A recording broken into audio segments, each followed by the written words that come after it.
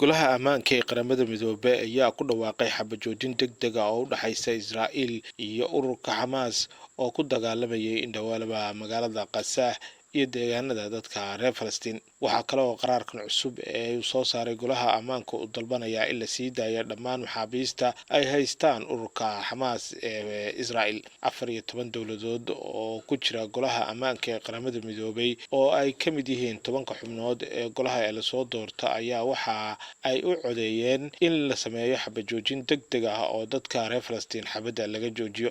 markii qaraarkaasi loo codeeyay ayaa howlka waxaa ka dhacay sacab iyadoo u muuqatay in golahu si aad ugu faraxsanaa in ay isku raacaan cod lagu joojinayo dhibaatada ka taagan dhulka reer Falastiin. qaraarka ayaa ku baaqaya xabajoojin degdeg ah oo la sameeyo inta ka dhiman bisha Ramadaan barakaysan oo dad badan oo Falastiiniyiin ay sooman yihiin iyadoo dhibaato xoog leh ay ku haysato magaalada Qasa iyo waliba hareeraheeda. waxaa sidoo kale la dalbaday in la sii daayo dhammaan la haystayaasha lagu qabtay weerarkii Xamaas ay hogaaminaysay ee lagu qaaday koonfurta Israa'iil 7 Agto ee ku jira golaha ammaanka ee qaramada midoobay ayaa qaraarkan ka soo shaqeeyay oo ugu horeyso dowladda Algeria, Japan, Malta iyo waliba sidoo kale Ghana, Mozambique, Republic of Korea iyo sidoo kale Switzerland.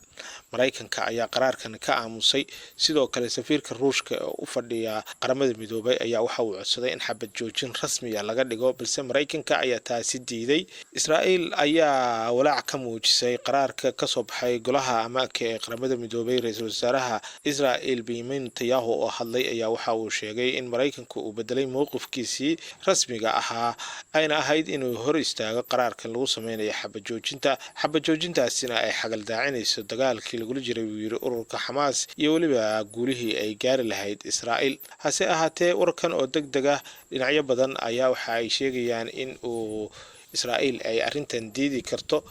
dadka qaarna waxa ay qabaan in Mareykanka haddii uu ogolaaday Israa'iilna aysan diidi karin golaha ammaanka go'aankiisana uu meel mari karo.